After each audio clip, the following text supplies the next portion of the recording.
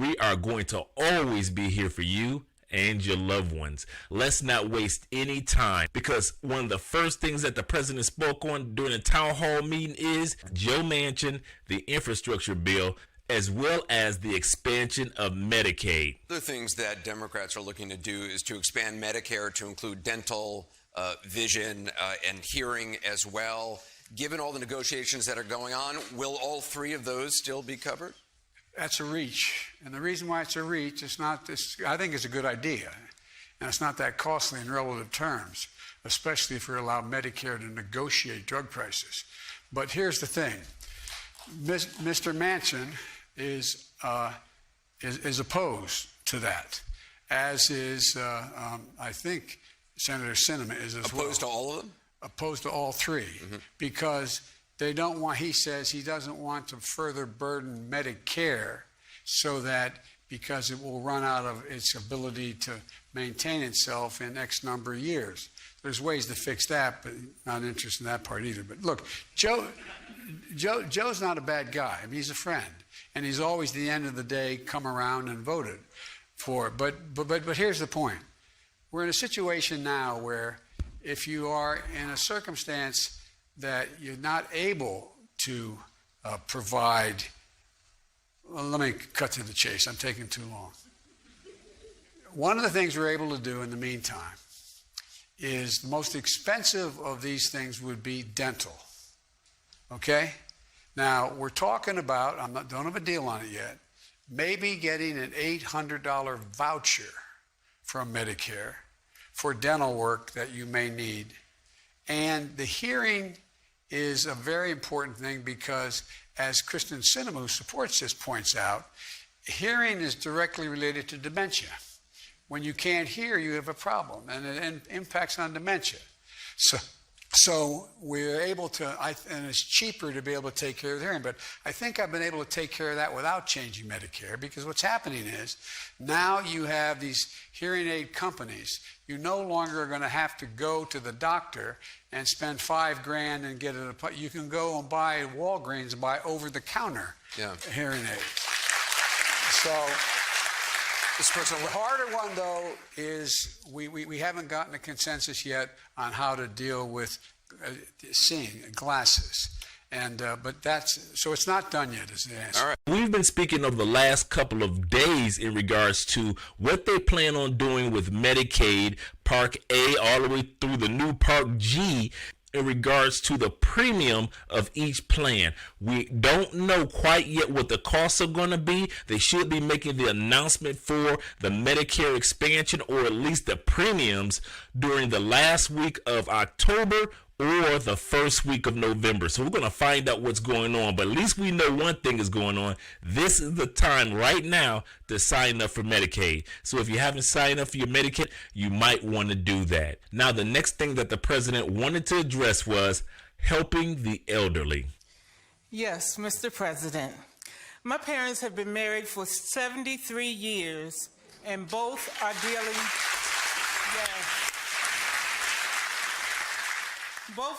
both of them are dealing with dementia.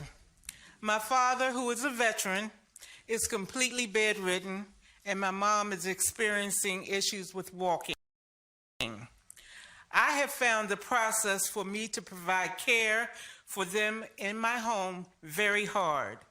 They have worked all their life only for me to experience a lot of red tape to provide supports in a loving home environment. What is being done to support the elderly, especially for a middle-class family like mine? Well, first of all, if my mom were here, I'd say you're a good daughter, number one. Thank you. Number two, I was in a situation like you, where I was making more money. I was making $42,000 a year as a senator at the time, although I was listed the poorest man in the Senate for 36 years, but I still made more money than most people because the Senate salaries kept going up.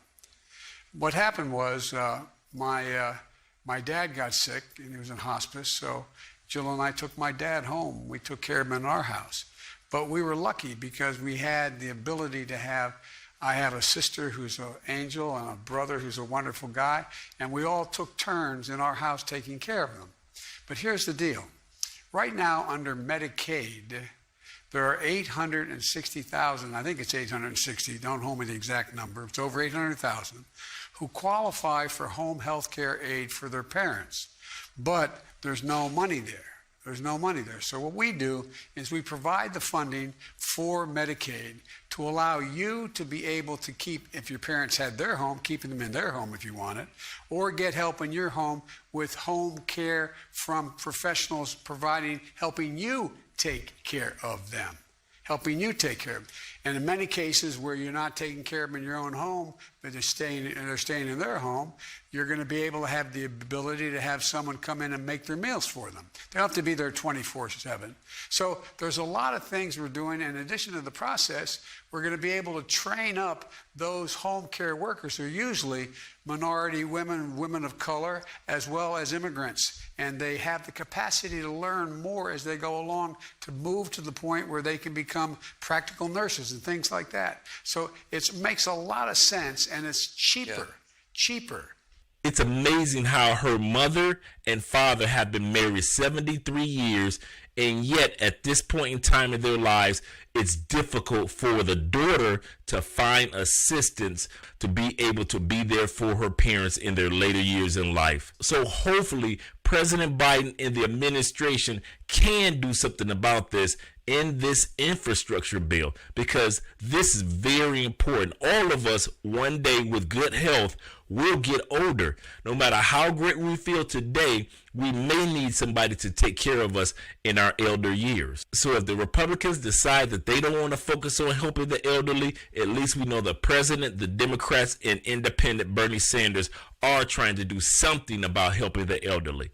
The next topic that he spoke on was taxation on the rich and corporations and how much they should actually be taxed. This is Ben Frederick. Ben is a realtor, lifelong resident of Baltimore. He's an independent, serves on the Maryland Multi-Housing Association. By the way, Ben, the Bidens all hail from Baltimore beginning in 1850.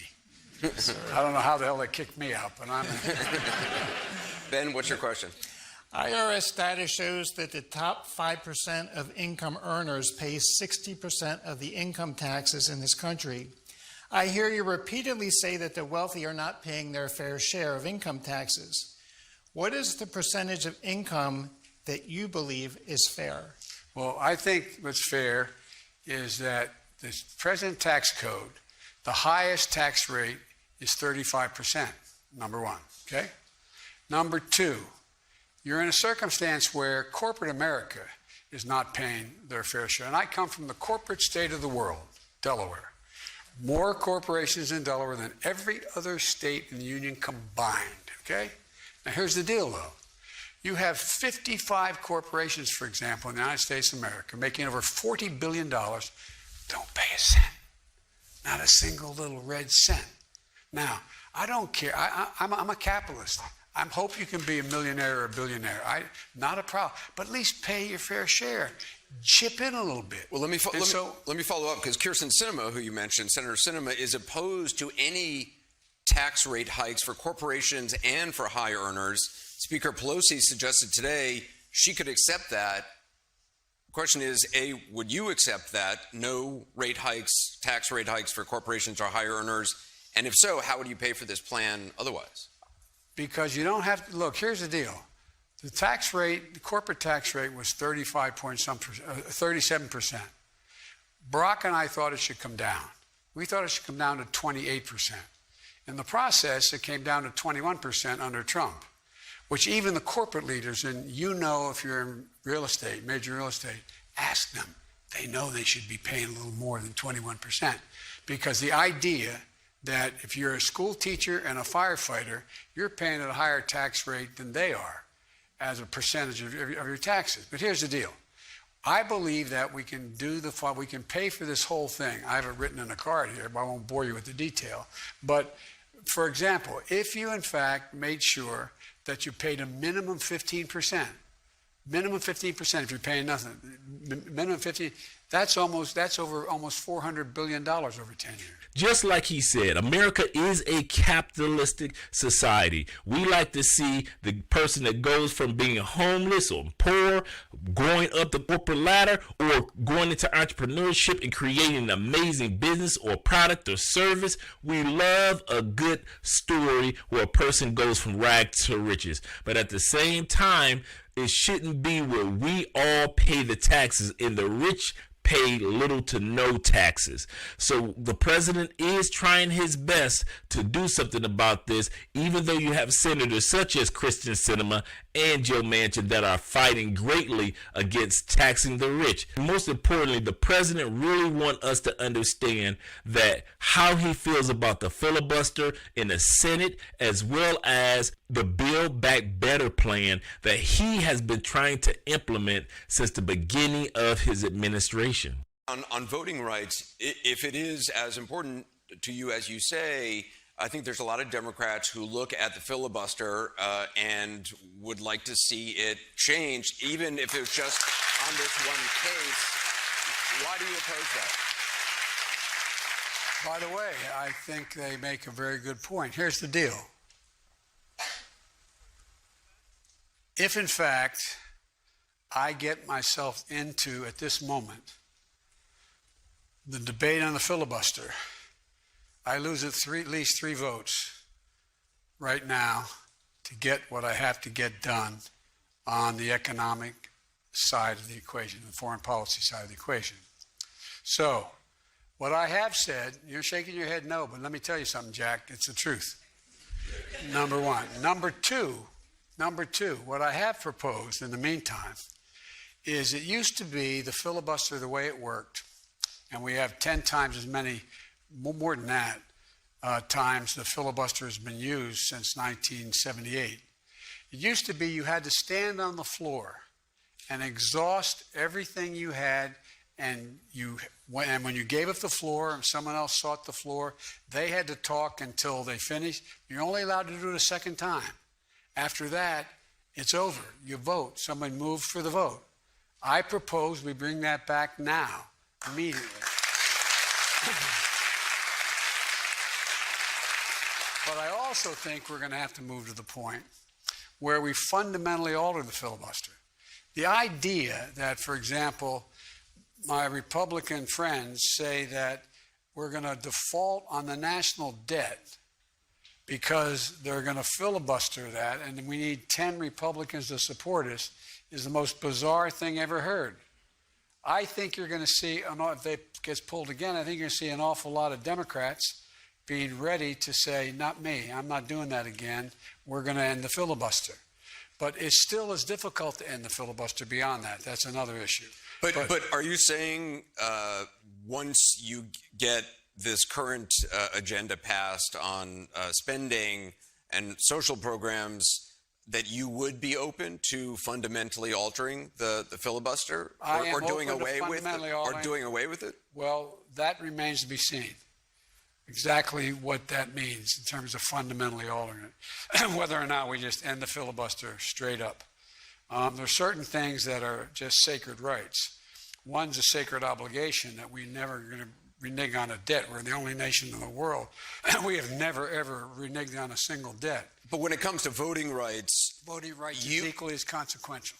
He made some good points, but he didn't make all the points that we really needed to hear. We needed to hear some specifics, specifically what is going on with the infrastructure stimulus bill. Specifically, are we going to receive more stimulus payments? Or at least, where is all the money that was supposed to be sent to us that were stateside, citywide benefits? Why haven't we received that money yet? What's going on when it comes to the ports and the prices and inflation? He didn't give us the solid answers that we deserve. We only got fake, phony, and fluff.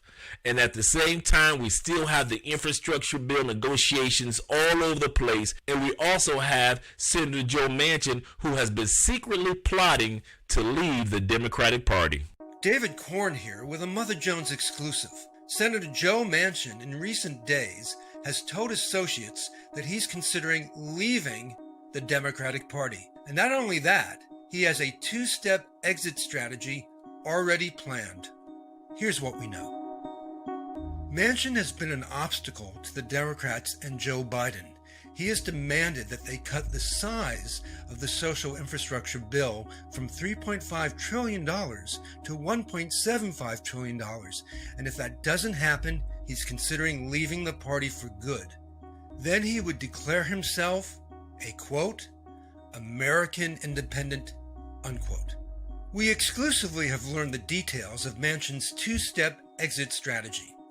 First, he would send a letter to Chuck Schumer, the Democratic Senate leader, and remove himself from a key Democratic Senate leadership position. Then he would wait a week to see if there was any impact on the negotiations concerning this major bill.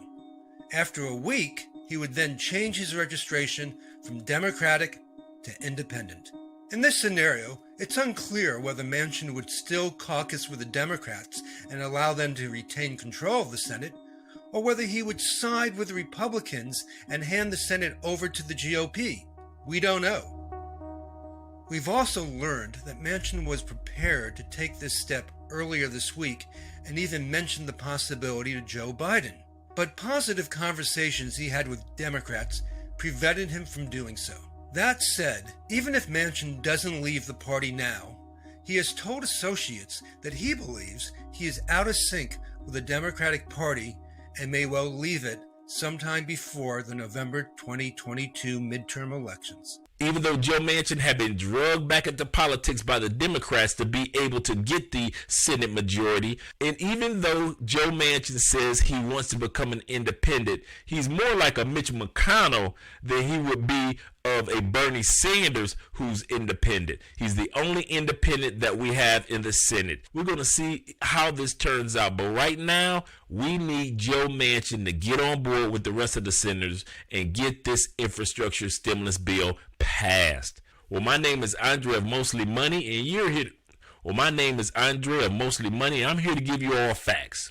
No fake, no phony, and no fluffed up information when it comes to what's going on in politics today. And if you're interested in getting this information on a daily basis, well, you've made it to the right channel. All you need to do for yourself now is subscribe. Click that notification bell so you get the latest and greatest information coming from Mostly Money, because we're going to always be here for you. I'll meet you guys in the comments section, because you know I'm always in the comments section.